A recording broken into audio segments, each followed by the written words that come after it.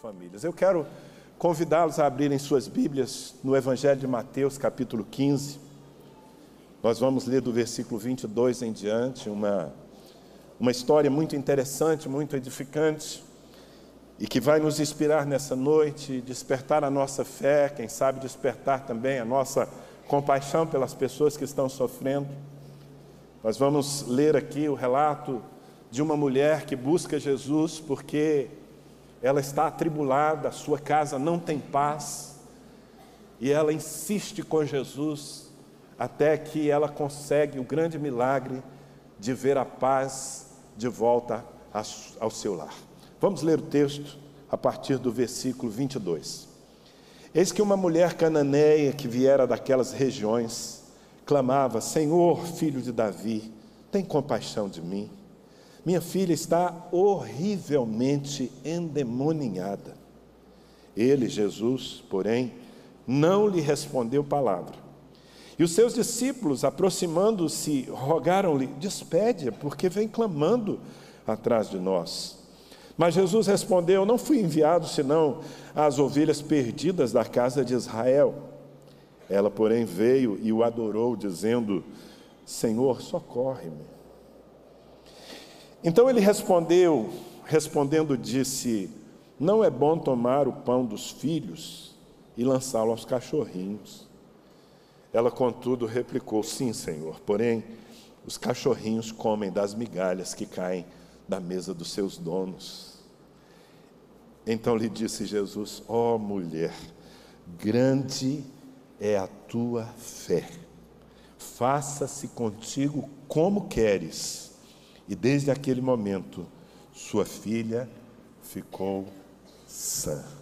Ó mulher, grande é a tua fé, faça-se contigo como queres. E desde aquele momento, sua filha ficou sã. A paz foi morar na casa dela. É sobre isso que eu quero falar.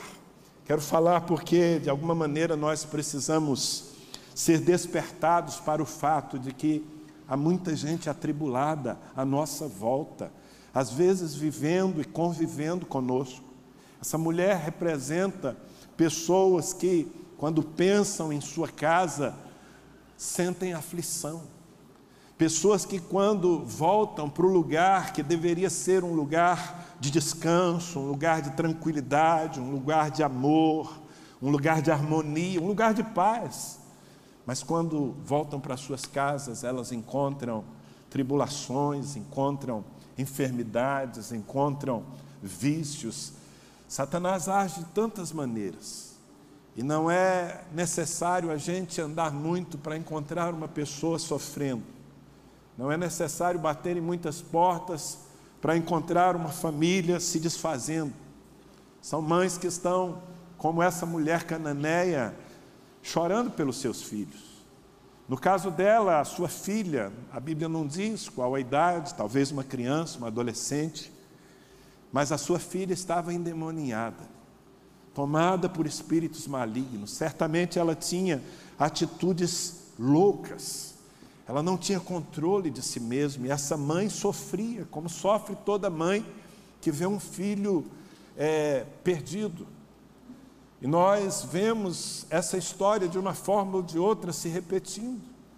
Quantas mães não estão agora angustiadas porque aquela criança que cresceu recebendo dos pais o melhor que eles tinham para dar, agora se tornou um jovem, está sendo consumido pelas drogas, pelo crack, perdeu o controle. Na verdade, a situação dessa mulher era angustiosa porque havia saído do controle. É terrível quando algo sai do nosso controle. É terrível quando nós olhamos para uma situação, especialmente dentro das nossas casas, e nós dizemos: eu não sei como resolver isso, eu não sei como dar a volta. Essa mulher vivia assim. Há muita gente que, enquanto nós estamos aqui, desfrutando desse ambiente abençoado da casa de Deus, cantando louvores diante do Senhor, sentindo a presença santa do Espírito, há pessoas que agora mesmo estão apavoradas. na expectativa de que, dentro de alguns minutos ou horas, um homem que deveria ser o protetor da casa, que deveria ser o provedor, que deveria ser aquele esteio para a família, provavelmente daqui a algumas horas vai entrar naquela casa bêbado, violento, ameaçando e quem sabe violando a dignidade da sua esposa, dos seus filhos. Há crianças, há adolescentes, meninos e meninas que nem conseguem ter o entendimento completo das coisas, mas que estão sendo abusados, estão sendo violados na sua pureza, dentro de casa. Há muitas situações assim. Homens que se casaram apaixonados por uma mulher, prometendo uma vida inteira de fidelidade, mas que foram capturados por um espírito de perversão sexual, e agora o coração deles saiu de casa. O coração deles já não está mais com suas famílias. Foi capturado por uma aventura amorosa. Eles estão se entregando ao adultério, à prostituição, estão destruindo a coisa mais preciosa que tem. Amados, eu poderia passar muito tempo aqui descrevendo os dramas, descrevendo a situação angustiante que muita gente vive ao nosso redor. Famílias atribuladas, diga comigo, famílias atribuladas. Sabe, servir a Deus é um privilégio. Eu sirvo a Deus desde os meus 15 anos. E construir a minha vida, construir a minha casa, construir o meu casamento, construir as minhas amizades a partir da minha relação com Deus me trouxe estabilidade, paz. Não é que nós não vivamos problemas, nós temos muitas lutas e desafios. Mas é diferente quando você tem que enfrentar as dificuldades da vida sabendo que Deus está com você. Quando você tem dentro de si uma paz que excede o entendimento, como diz a palavra. A maioria das pessoas não tem isso. A maioria das pessoas está sofrendo. A gente abandonada. Há meninos que, na verdade, estão em casa, mas o coração se sente completamente solitário. Nós nunca tivemos uma geração com tanto desejo de morte quanto essa. Entre os jovens, entre os adolescentes, até mesmo crianças. Eles estão se matando porque de alguma forma se convenceram de que morrer é melhor do que continuar vivendo. A angústia, a depressão é tão grande que essas pessoas, sem uma visão da eternidade, sem terem a consciência de que na verdade a morte não termina nada, a morte só amplifica e só eterniza aquilo que nós estamos vivendo. Mas essas pessoas sem a revelação da eternidade, tendo diante de si apenas a angústia, apenas a prisão, pessoas que não queriam estar fazendo o que estão fazendo, mas fazem, porque são escravas. E muitas delas estão se cortando, estão tomando medicamentos, estão tentando e conseguindo suicídio. Eu estou descrevendo a nossa geração, mas talvez quando a gente fale de uma geração, fique uma coisa muito ampla, muito volumosa. Eu acho que é melhor a gente pensar em pessoas. Eu estou descrevendo pessoas. Eu estou descrevendo famílias que talvez vivam bem perto de você. Eu estou descrevendo gente que talvez se sente ao seu lado, todas as semanas para trabalhar. Pessoas que cruzam o seu caminho, pessoas que às vezes até compartilham as suas angústias. Ou se não compartilham as suas angústias, demonstram na fisionomia, no transtorno, demonstram o quanto estão sofrendo. Algumas talvez para manter o emprego, para manter as aparências, investem em disfarçar sua angústia. Elas passam o dia sorrindo, porque é o sorriso que mantém os seus empregos, mas quando termina, quando chega o final do dia, elas voltam para chorar em casa, porque elas têm uma casa atribulada. E elas não sairão dessa situação por conta própria, dificilmente sairão. Essa mulher, personagem dessa história, uma cananeia, uma mulher ciro-fenícia, ela não era judia, ela não tinha a cultura do povo de Deus, mas ela teve uma oportunidade, porque Jesus visitou a região onde ela vivia, os lados de Tiro e Sidom. Jesus passou por ali, e certamente ela já havia recebido alguma informação sobre Jesus. Para mim fica bastante provável, lendo o texto, que aquela mulher já tinha ouvido falar de Jesus. Porque quando ela se aproxima dele, ela se aproxima chamando-o de Senhor, filho de Davi. Alguém já havia lhe falado sobre quem era Jesus, e ela acreditou. Ela creu. Ela permitiu que a fé começasse a mover. Ouça, ela permitiu que a fé começasse a mover as suas atitudes. E essa mulher que chega atribulada, desesperada, imagine uma filha endemoniada em casa, provavelmente há muito tempo. Essa mulher, depois de um processo que é narrado aqui na nossa Bíblia, essa mulher volta para casa. E quando ela chega em casa de volta, depois de ter se encontrado com Jesus, a paz esperava dentro do seu lar. A sua família, a sua filha estava curada, estava liberta. Pela primeira vez, talvez em muito tempo, aquela menina a recebeu com um sorriso na cara, com uma face de alguém que estava vivendo de novo uma vida normal. Queridos, nós precisamos, nós os que servimos a Deus, abrir os nossos olhos e os nossos corações. As pessoas sofrem de todo tipo de tribulação, passam por tribulações terríveis. São enfermidades. Há famílias que estão sofrendo porque há alguém querido numa cama. Há uma pessoa que está debaixo de um diagnóstico médico. Há uma pessoa amada que está debaixo, na verdade, de um decreto. Olha, a medicina avançou tanto, mas nós não temos o que fazer com a sua mãe. Nós não temos o que fazer nesse caso. Nós não temos o que fazer com o seu filhinho.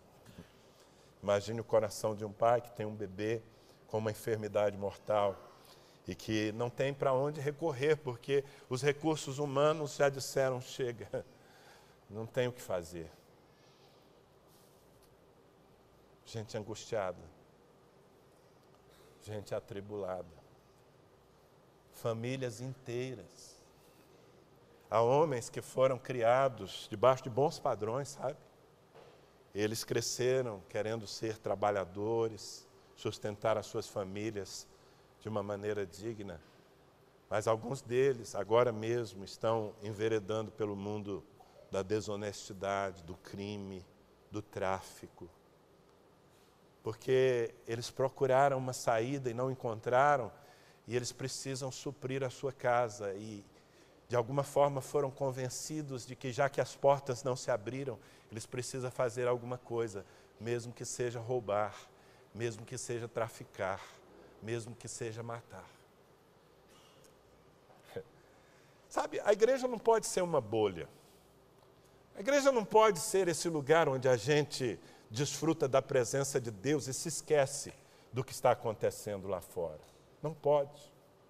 Eu acho muito significativo que Jesus decidiu ir às regiões, à região de Tiro e Sidom. Esse povo não era um povo de pedigree espiritual, mas ainda assim Jesus resolveu ir onde eles estavam, onde estava essa mulher. E essa história aqui que nós lemos, nesses poucos versículos, ela me ensina algumas coisas que, se todos aqui pudéssemos compreender essas coisas, talvez isso mudaria algumas atitudes na nossa vida. A primeira lição que eu recebo lendo esse texto é que, preste atenção, existe um mundo espiritual por trás de cada aflição humana. Diga comigo, só para eu ter certeza de que você está aí, existe um mundo espiritual. Existe um mundo espiritual. Nós vivemos no natural e nós temos a tendência de avaliar tudo sob a perspectiva do natural. O natural é aquilo que a gente vê com os olhos, que a gente toca, que a gente sente, que a gente cheira. Mas por trás dessas coisas há um mundo espiritual. Por trás dessas coisas há dois reinos lutando, pelejando pela vida de cada ser humano. Por um lado, o reino de Deus. Deus não criou o homem para viver essa vida desgraçada que a maioria vive. Deus não criou o homem para o inferno. A Bíblia diz que o inferno foi preparado para o diabo e seus anjos. Mas há uma multidão enorme marchando para o inferno, porque virou as costas para Deus e porque nem sabe qual é o plano de Deus. Está tão mergulhada no pecado que não consegue levantar os olhos e ver que há um Senhor amoroso, com um amor tão grande que foi capaz de dar o seu melhor, entregar o seu Filho na cruz do Calvário. O reino de Deus batalha pelas pessoas.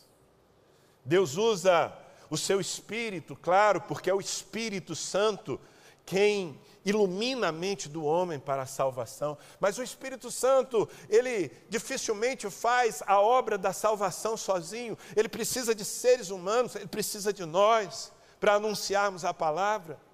Por isso é tão importante que nós não nos escondamos nunca, e ainda mais quando há um movimento como esse que estamos fazendo agora. Porque são os exércitos de Deus se movimentando para salvar pessoas, para mudar a história de famílias inteiras. Mas, por outro lado, há um império das trevas. Há espíritos malignos que o tempo todo atuam para desgraçar a vida do ser humano. O arsenal, as armas que eles têm são as mais diversas, destrutivas. O Senhor Jesus descreveu Satanás em João 10:10 como um ladrão.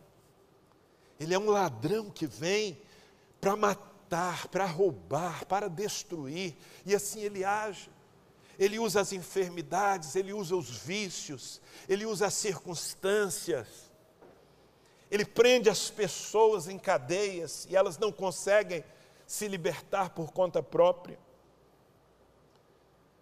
E tem gente que está sucumbindo, que está perdendo até a vontade de viver, se já não perdeu, sem perceber que por trás daquela depressão, que por trás daquela doença, que por trás daquele vício, existem demônios atuando, existe uma interferência espiritual, que não pode ser enfrentada no natural.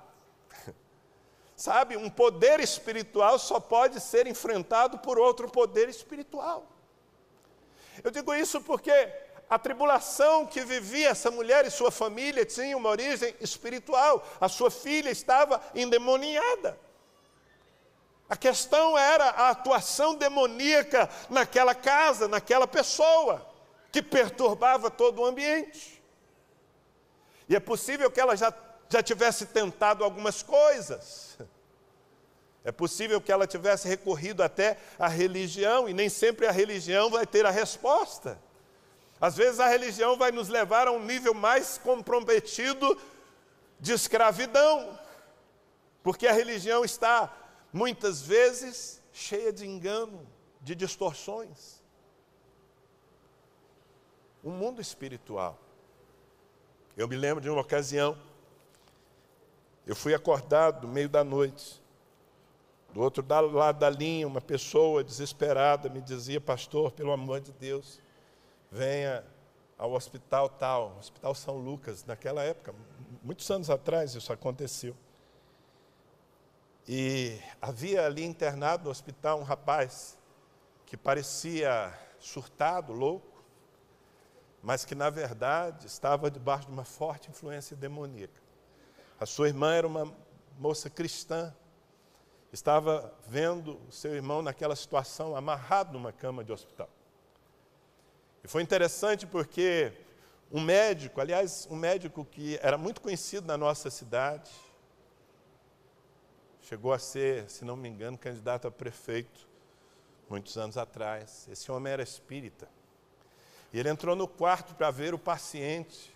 E quando ele viu aquele rapaz, se viu na porta do quarto, a menina crente sentada, lendo a Bíblia. Ele disse, você é crente? Ela falou, sou. Ele disse, então chame o seu pastor, porque o caso desse rapaz não é de médico. Perceba que mesmo uma pessoa que não tinha revelação de Deus, um médico, entendia que o que estava por trás daquela aparente loucura era a ação demoníaca. Então eu fui chamado e eu entrei naquele hospital. E de fato aquele moço estava endemoniado, fazendo a maior bagunça. E depois de orar por ele, ministrar, ele foi liberto.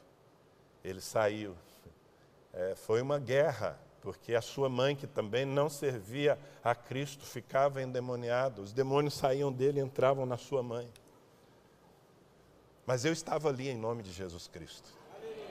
E quando alguém se manifesta em nome de Jesus Cristo, os demônios precisam se curvar e obedecer. Bem, aquela noite terrível para aquela família terminou bem, porque todos voltaram para casa e levaram a paz para dentro de casa. Mas e quem não tem essa revelação? E quem não tem entendimento do mundo espiritual? O apóstolo Paulo, escrevendo aos Efésios, capítulo 6, versículo 12, ele diz, a nossa luta não é contra carne e sangue. Veja bem, os seus inimigos não são humanos. Ainda que você tenha alguém lhe perseguindo, alguém lhe fazendo mal, alguém de alguma maneira tentando fazer com que você se dê mal na vida. Paulo está dizendo, a nossa luta não é contra carne e sangue. Nosso problema não é com pessoas.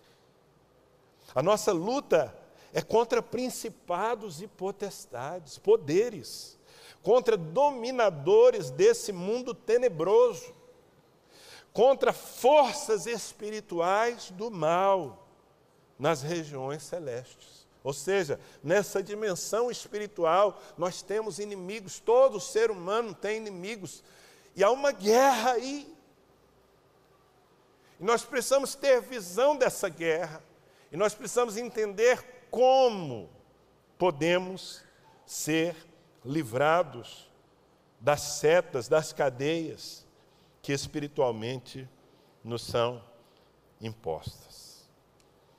Um outro apóstolo, não Paulo, mas Pedro, que andou com Jesus por 3 anos, Pedro escreveu na sua primeira carta, capítulo 5, versículo 8, sede sóbrios e vigilantes, o diabo, vosso adversário, anda em derredor, como leão que ruge, procurando alguém para devorar. Essa é uma descrição bíblica do mundo espiritual. Satanás, os seus demônios andam ao redor das pessoas, buscando uma ocasião para devorá-las, para acabar com a vida delas.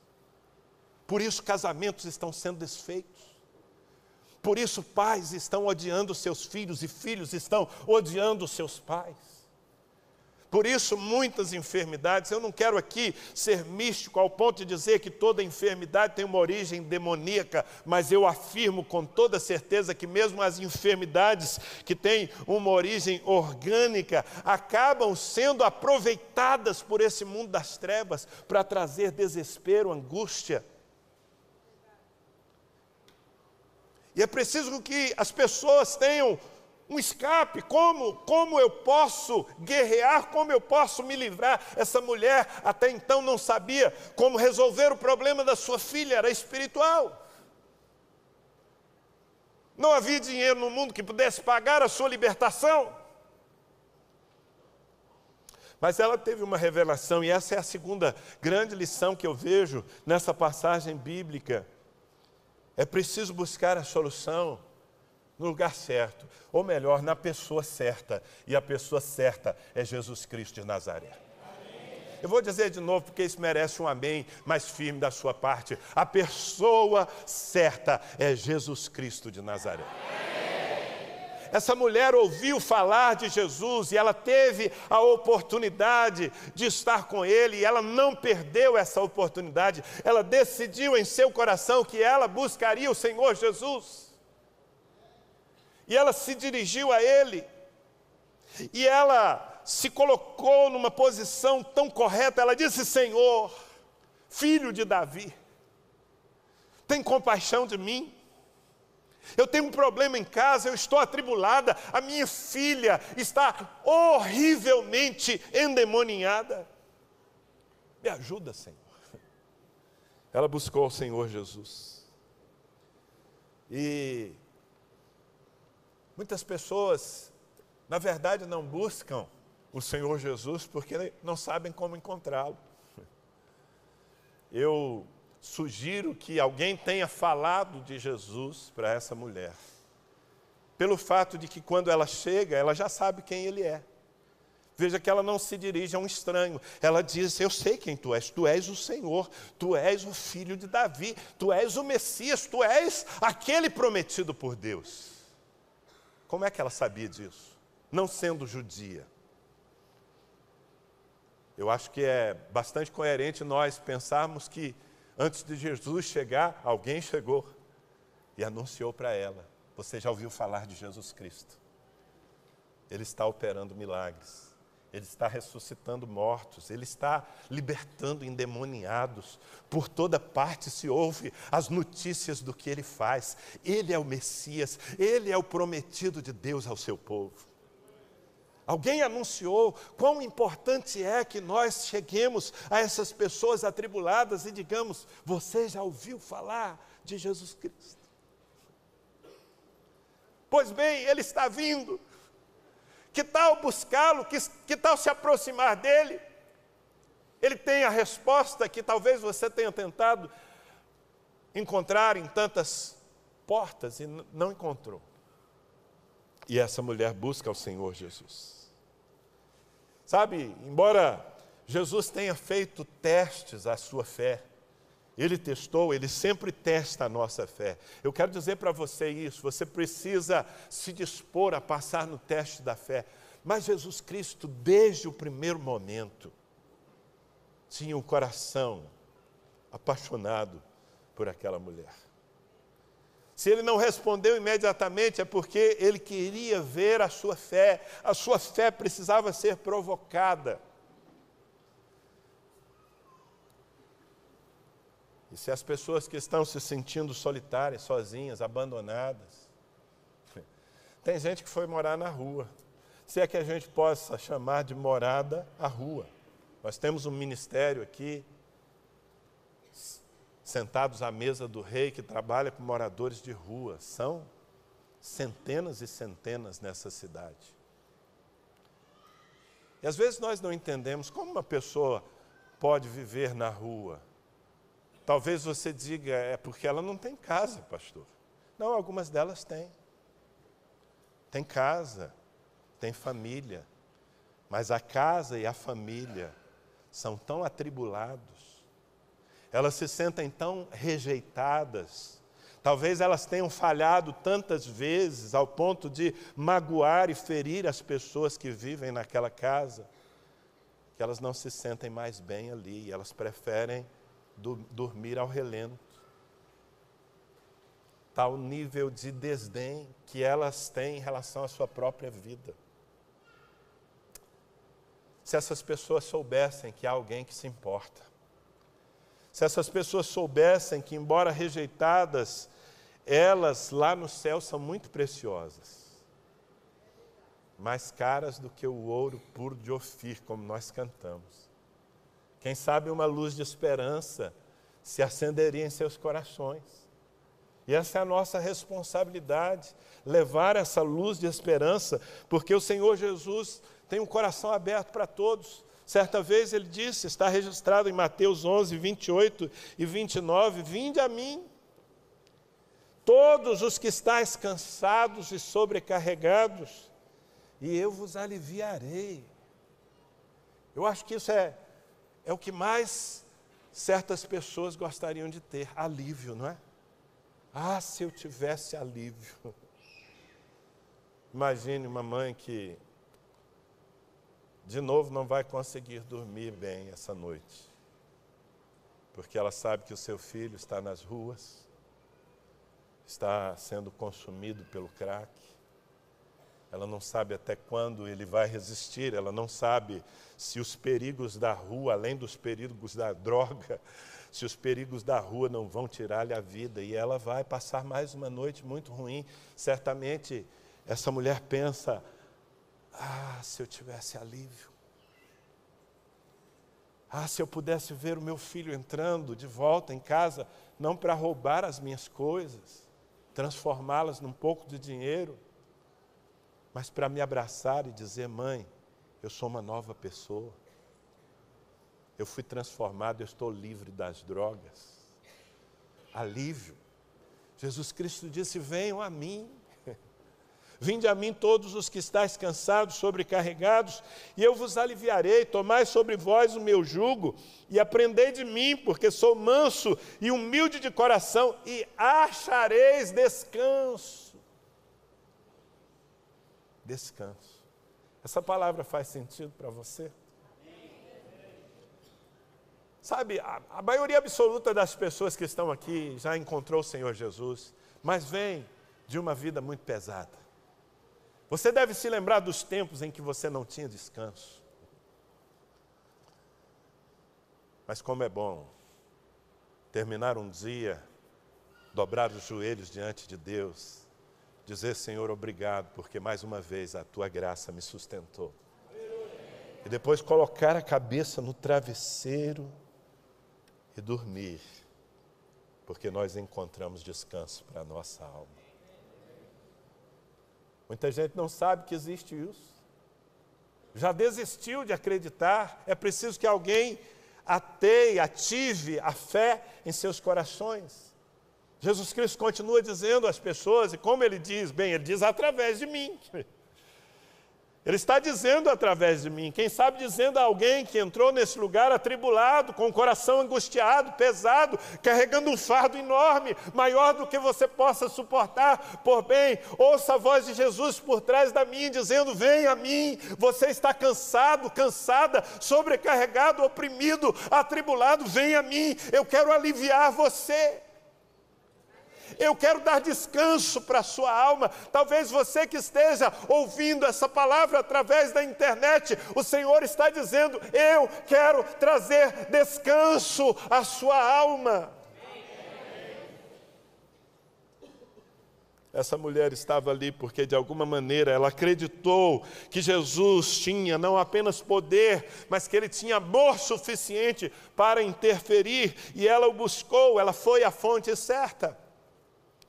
Mas, sabe, a postura dela, ela passou por testes.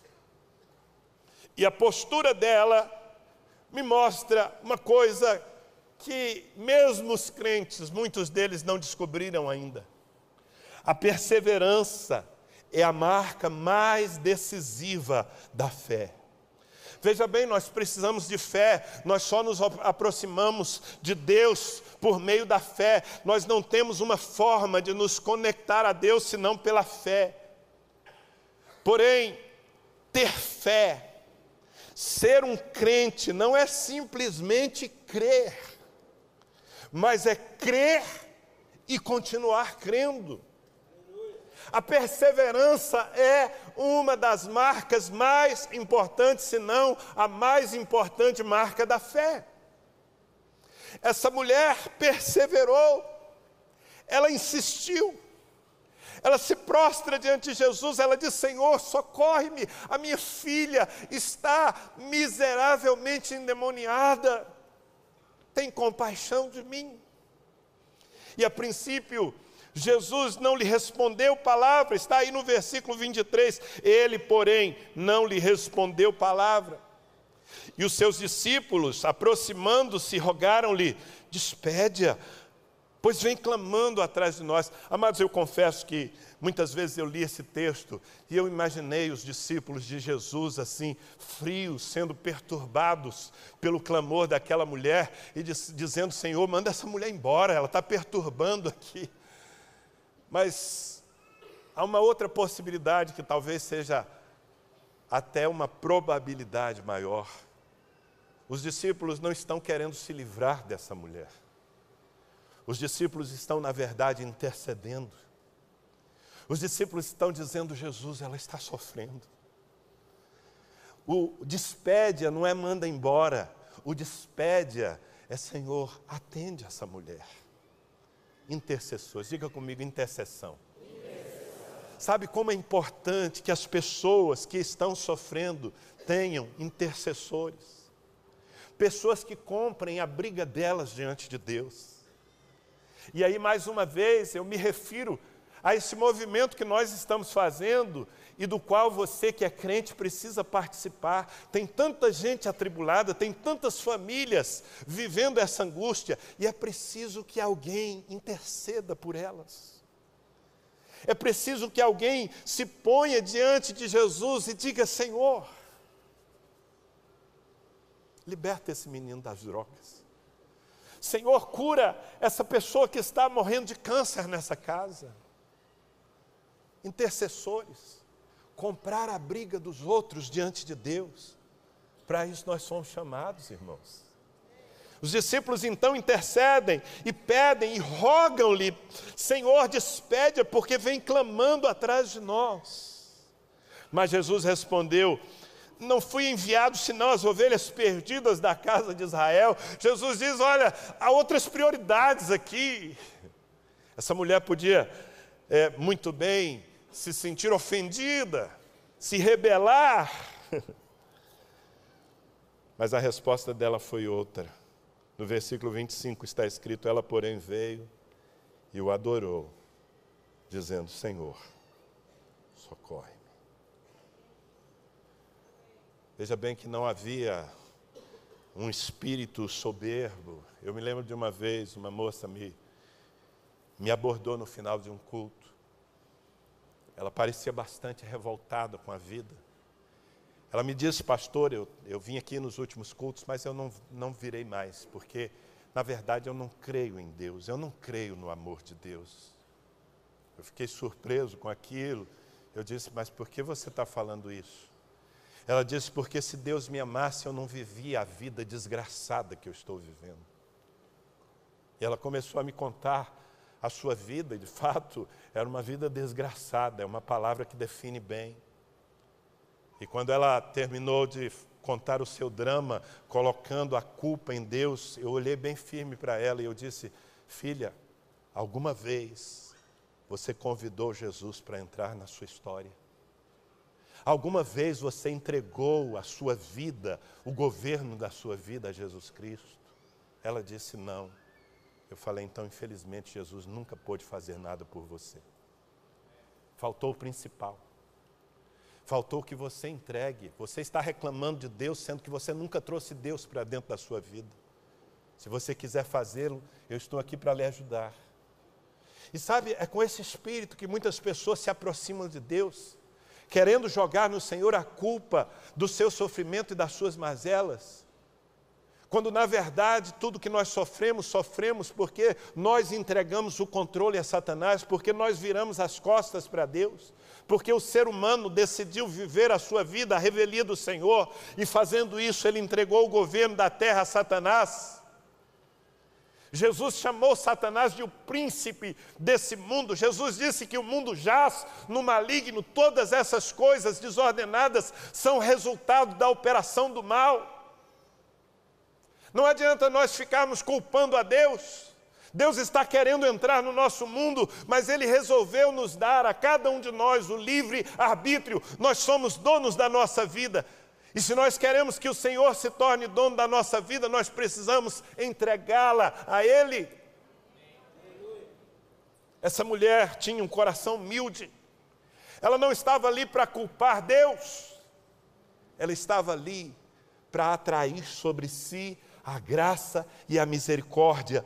E mesmo ouvindo Jesus dizer, mas eu preciso dar prioridade àqueles que são da casa de Israel, para isso eu vim. Ela se prostra e o adora. E ela diz, Senhor, socorre-me. Perseverança. Diga para a pessoa que está ao seu lado, você precisa aprender a perseverar. Você precisa crer e continuar crendo. Você precisa orar e continuar orando. Jesus Cristo disse, batei, batei e abrir-se-vos-á. Mateus 7,7, buscai e achareis, batei e abrir-se-vos-á, pedi e dar-se-vos-á, pois todo o que pede recebe, todo o que busca encontra, e a quem bate, abrir-se-lhe-á. Mas perseverança é uma chave. E se você quiser conquistar algum milagre, se você quiser levar a paz para dentro da sua casa, você precisa decidir perseverar na presença do Senhor Jesus. Ela decidiu. Eu acho que dentro do coração daquela mulher havia uma decisão, porque ela havia entendido quem era Jesus. E ela deve ter dito para si mesma, eu só saio daqui com a paz. Eu só volto para casa para encontrar a minha filha bem. E por isso ela insistiu. Insistência, irmãos. Por favor, não se esqueçam disso. Agora, há algo que é poderoso aqui e que, engraçado, tem crentes que estão servindo a Deus há décadas e não descobriram o que essa mulher já sabia, tendo um contato muito rápido e muito recente com Jesus. Sabe o quê? Uma migalha do poder de Deus é suficiente para mudar tudo na nossa vida.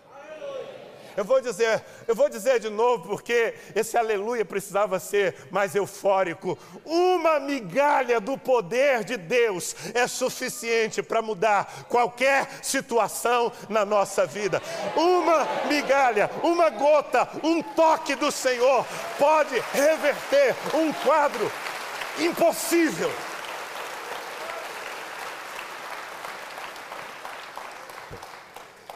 Jesus lhe respondendo disse, não é bom tomar o pão dos filhos e lançá-lo aos cachorrinhos. Ela, contudo, replicou, como é bom quando alguém replica o Senhor com esse espírito de fé. Ela diz, sim, Senhor, porém os cachorrinhos comem das migalhas que caem da mesa dos seus donos. Essa mulher está dizendo, tu és o meu dono, tu és o dono da minha filha, tu és o dono da minha casa, e eu não preciso de todo o poder. Uma migalha do teu poder leva a paz para dentro da minha casa. E eu estou aqui para conseguir essa manifestação do teu amor por mim. Que tremendo. O poder de Deus, que tremendo. Quando o poder de Deus se manifesta numa situação.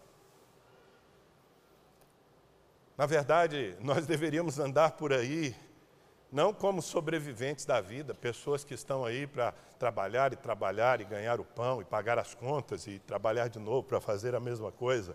Todos nós, os que servimos a Cristo, deveríamos andar com a consciência de que nós somos catalisadores do poder de Deus, porque fomos ungidos com o Espírito Santo.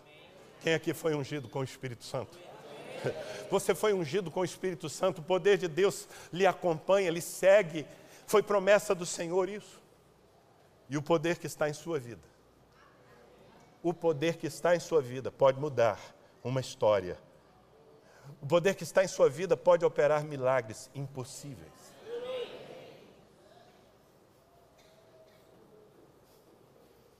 Em Lucas capítulo 1, versículo 37, um anjo disse a uma virgem confusa, pensando, mas como que vai acontecer tudo isso? E aquele anjo, chamado Gabriel, disse a Maria, porque para Deus não haverá impossíveis em todas as suas promessas. Eu gostaria que você enchesse o seu coração de fé e que você olhasse bem nos olhos de alguém que está aí ao seu lado e dissesse exatamente as palavras do anjo. Diga, porque para Deus não haverá impossíveis em todas as suas promessas. Se você crê nisso, dê um forte aplauso ao Senhor.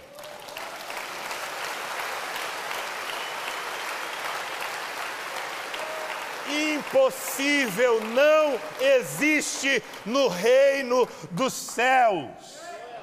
Esta palavra não está no dicionário do reino. Não existem impossíveis onde o poder de Deus está atuando. Em Lucas 18, 27, o próprio Jesus afirmou isso. Mas Jesus respondeu: os impossíveis dos homens são possíveis para Deus. Amém? Basta uma gota, basta uma migalha. E situações que às vezes vêm de gerações, angústias que parecem intermináveis, podem ser vencidas no momento. Queridos, eu creio nesse Jesus. Eu realmente creio que Ele continua fazendo as mesmas coisas, até porque eu tenho visto Ele fazer coisas desse tipo ainda hoje. E se todos nós aqui pudermos nos mover nessa fé, certamente milhares e milhares de pessoas podem ter a sua vida mudada. Mas há uma última lição que eu gostaria de mostrar para você. Quando a fé de uma pessoa, a fé de alguém se faz visível, a paz vai morar em sua casa. Sabe, a fé, ela precisa ser demonstrada. Tem gente que diz que tem fé, mas não há nenhuma forma de demonstrá-la. Está lá dentro do coração, escondida. Jesus espera ver a fé das pessoas. Me faz lembrar daquela mulher que ela tinha um fluxo de sangue. A Bíblia conta a sua história. Por 12 anos ela sangrava. A palavra de Deus diz que ela já havia gastado todos os seus recursos com os médicos, indo de mal a pior. E de repente Jesus está passando na sua cidade, e essa mulher, cheia de fé, ela diz consigo mesma, ela diz: eu sei que Ele não precisa nem olhar para mim. Ele não precisa nem falar nada. Se eu ao menos tocar nas vestes dele, eu serei curada. Ela cria. Mas ela cria. E a sua crença a levou a fazer algo. Ela se meteu no meio da multidão. Ela esbarrou nas pessoas. E ela tocou em Jesus. Ela tocou nas vestes dele, na verdade. E Jesus parou. Jesus disse: quem me tocou? E os discípulos, espertinhos, disseram: Jesus, quem te tocou? Você está de brincadeira. Isso é na versão super atualizada. Você está de brincadeira, mestre? Quem te tocou? Nós estamos aqui cercados de uma multidão, gente se esbarra toda hora em nós e em ti, e tu perguntas: quem te tocou? Jesus disse: não, alguém me tocou com fé, porque eu senti que de mim saiu poder, de mim saiu virtude. Uau! Jesus viu a fé daquela mulher na sua atitude. Em outra ocasião ele estava numa casa, a multidão de novo cercando a casa, não havia lugar para uma agulha, e chegam 4 homens com um paralítico numa maca, não conseguem entrar, eles sobem no telhado da casa, tiram a cobertura da casa e descem o paralítico diante de Jesus. E a minha Bíblia diz que Jesus, vendo-lhes a fé, engraçada essa expressão, vendo-lhes a fé. Como que se pode ver a fé? Pelas atitudes, pela insistência, pela perseverança. Amém? E quando Deus vê a fé de alguém, é impossível que Ele não opere. A paz vai morar na casa dessa pessoa. Foi o que aconteceu. Jesus estava ali. Realmente eu creio, irmãos, que desde o primeiro momento, Jesus estava louco para abençoar aquela mulher. Porque Jesus tem esse coração, mas Ele precisava Ele precisava estimular, ele precisava provocar a sua fé, para que não apenas ele, mas inclusive quem estava à sua volta pudesse ver. Até que finalmente, quando essa mulher se prostra e diz: Senhor, uma migalha já é o suficiente. Jesus diz: uau! Você leu na sua Bíblia, uau? Na minha Bíblia está escrito, ó mulher. Mas esse ó é na versão tradicional, porque na versão super atualizada é uau. Faz um uau para mim aí, deixa eu ver o seu uau. Ah não, gente, esse uau aí tá mais parecendo latido de cachorrinho. Uau! Não, faz uma cara de exclamação. Uau! E o olhão. Sabe, Jesus diz, uau! Oh, mulher grande, é a tua fé. Eu posso vê-la, ela é maravilhosa, surpreendente. Faça-se contigo como queres. Ouça, e desde aquele momento, sua filha ficou sã. Desde aquele momento, a paz foi morar na casa dela. Imediatamente, quando a sua fé foi vista pelo Senhor, mostrada pela perseverança, pela oração, pela busca, pela atitude, pela adoração, Jesus disse, sua fé pode voltar para casa. Está tudo resolvido. Você vai entrar numa casa de paz. E eu me permito imaginar essa mulher cananeia abrindo a porta, entrando em sua casa, e ao invés de encontrar aquela cena terrível de uma menina louca, agressiva, ela encontra um rosto corado, sorridente, ela encontra uma filha restaurada, diz a palavra curada, sã, porque ela estava adoecida pela ação dos demônios. Eu tenho certeza que a vida da menina, a vida da mulher, a vida daquela família, nunca mais foi a mesma. O escritor da carta aos Hebreus, no capítulo 11, versículo 6, ele diz, de fato, sem fé é impossível agradar a Deus. Porquanto é necessário que aquele que se aproxima de Deus creia que Ele existe e que se torna galardoador dos que o buscam.